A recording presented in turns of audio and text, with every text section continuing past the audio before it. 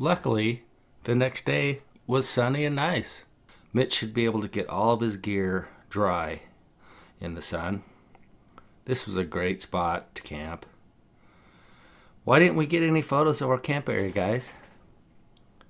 There was one tree that was incredible. An old, gnarly tree that pictures just couldn't do justice. I am sure it was hundreds of years old. We decided to hike upstream to check out the rapids that had almost killed us the night before. We were in awe of what we had navigated.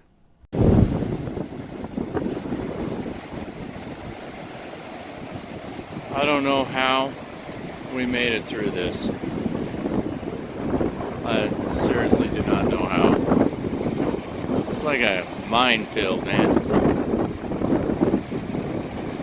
We noticed a decrease in the stream flow, but I didn't realize how much until reviewing these videos. The picture on the left is footage from Rich's GoPro from the night before when we actually floated it. The picture on the right is from a video that was taken from the bank the following day, and is most of the footage we have. If you look here, these are the same rocks. This rock and this rock are the same. I've checked and double checked, but these are the same rocks. This is the water level when we ran it. It was up over here. I think this little nub right here is that little nub. This is the same area.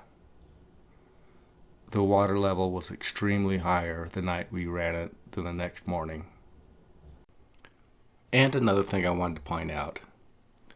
These two spots, your left and right, are exactly the same. This big rock here is this big rock. This rock is this rock. There is a rock underneath the water here.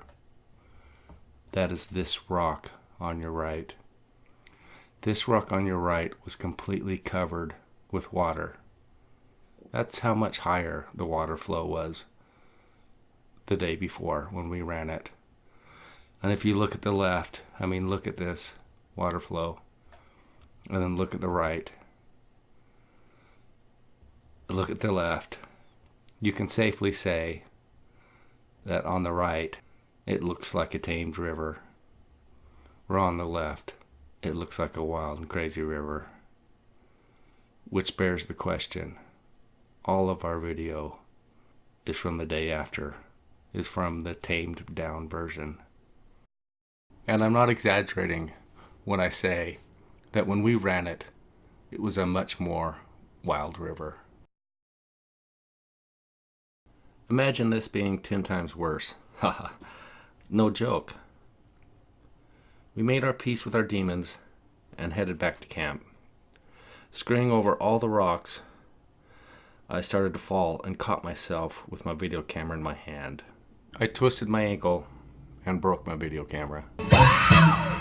It was a pretty good sprain, but having sprained my ankle before, I knew to keep moving, to keep it loose. If you stop, it will stiffen. We hiked back to camp, and I tried to video the awesome old tree and knew for sure my camera was toast. We took inventory. Rich had lost his paddle. The yellow in this rapid is Rich's paddle, stuck underwater. He had lost a rope and an endeared water bottle he had carried with him for years. It had accompanied him from Alaska to Costa Rica and many, many adventures in between. Shane rescued Mitch's paddle, but it was broken in half, beyond repair. I had lost my rope, my paddle, my action camera, and I now broken my extra video camera and twisted my ankle. Had we angered the river gods? The Owyhee witch? The Owyhee gods? I couldn't help but think it was because I had taken some rocks from the rock bar the day before. They were awesome rocks. I picked one of the best I had and left it on the riverbank with a short ceremony to appease any god I may have offended, asking for a safe journey home. Rich and I had brought backup kayak paddles. Mitch had not. Shane's backup paddle was a wooden canoe paddle, of all things, but one paddle was better than none. Mitch seemed to get along okay the rest of the trip, using the one paddle.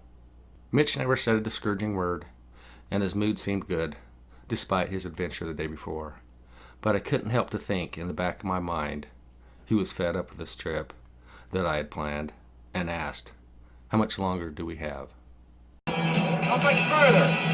30 miles? Maybe 40? No more than 45, though. With our 2 to 3 hour hike to relive the events of yesterday, we got a late start, and we had a class 4 to navigate today. By navigate, I mean go around. It was only a couple miles downstream. Cable Rapids. We were feeling a little gun shy, and when we came up to an area that looked a little hairy, we stopped and scouted. From our side, it seemed unnavigatable. But Mitch took a look at it from the other side and decided it was okay and ran it. And that side was no problem.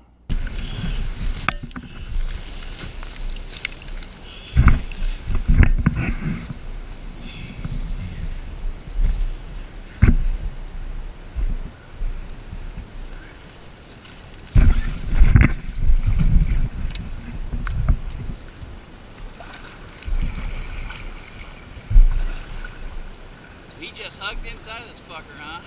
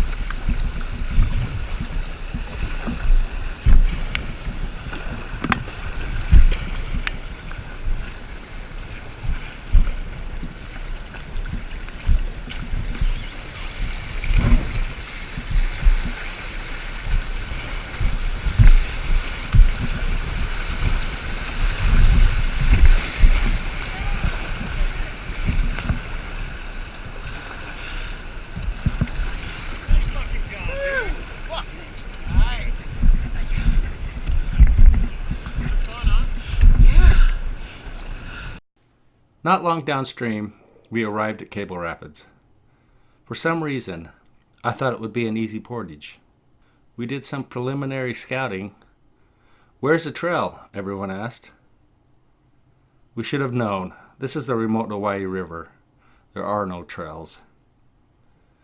The steep mountainside made us want to keep close to the river, but the large boulders made it impossible. We had to literally throw our gear down one side of a huge boulder and then carefully slide down after it, only to find an even larger boulder blocking the way, and we had to climb up the steep mountainside to go around. Not only that, the trees and bushes in this area were sharp and thorny. This place tries to kill you at every turn. This is me, straight above Shane, surrounded by thorn trees, getting ready to hand his gear down to him. It was all steep and perilous. Finally, we made it. First load down. Time to go back and grab the rest of our gear and do it all over again. Favoring my sprained ankle, it had loosened up by now, and I continued on. Second load done.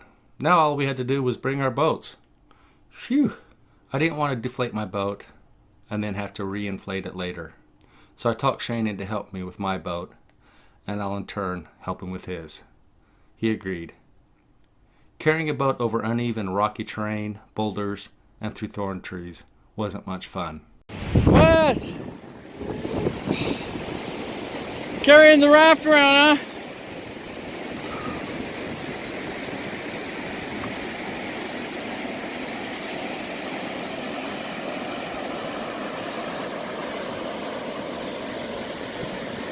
Instead of going around the big boulder, I decided to go over it. We could drop the boat down the other side of the boulder, and it should be fine. Look, I'm a doctor, not an escalator. Spot, give me a hand. It turned out not to be the greatest idea. We got it over, but barely, and at great peril. We would have to try something else, on the next try. I spied a small crevice next to the boulder, but it was full of thorn trees.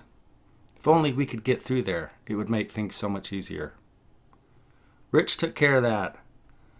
We don't exaggerate when we say he brings everything, including the kitchen sink. He had brought a large tree trimmer and started to clear the way. Luckily, Shane started to video as we went back to get his boat. And this is pretty much the only footage we have. All right. We have to portage around these big rocks. There's massive class 4 rapids that are impassable for us. We've carried one raft through. You have to come through these rocks, unload our rafts, carry all the gear up through there. I'm going back up to help bring another raft. As you can see, this is a pain in the ass. I have to turn it off just to get up there. You can see Rich is clearing a path here with his loppers, and Wes is surveying it. We carried our raft up there around all those rocks. Those are the rapids that we wouldn't survive.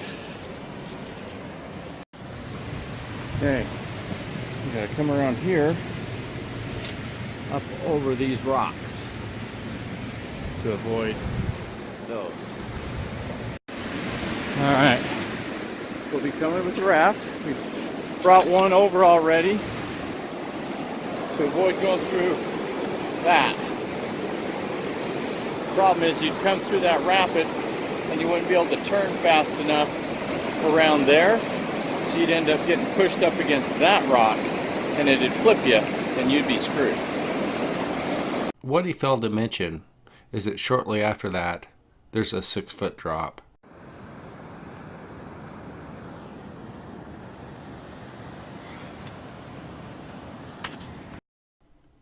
Let's examine this a little closer. I am standing down below with my arms stretched out as high as I can, ready to lower the boat down. Thanks to Rich's trimming prowess, we had found an easier route to bring the rest of the boats. Rich and Mitch deflated their boats and hiked them over. In hindsight, that was 100 times easier than trying to bring a fully inflated boat over that rough terrain. We had all gotten our supplies and boats around Cable Rapid. Yeah! Now, all we had to do was reinflate a couple boats, get back in our wetsuits, and reload all of our gear. Easier said than done. I'm sure it took about 3 hours to do our portage, and combined with our morning exploring, it was already getting late. We got back on the river, and not long after, started to look for a place to camp. And right here, you can see how excited Mitch was.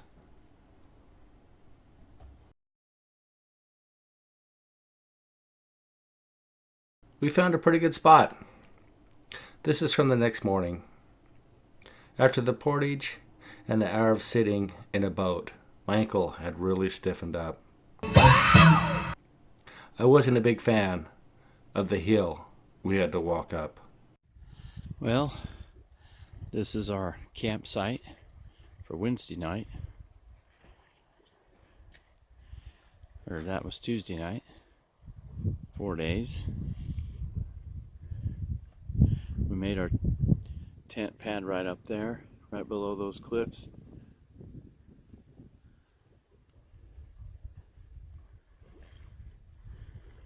Right there's where we had our fire on that beach. It had been a long day, and we ended the day with a little caveman TV.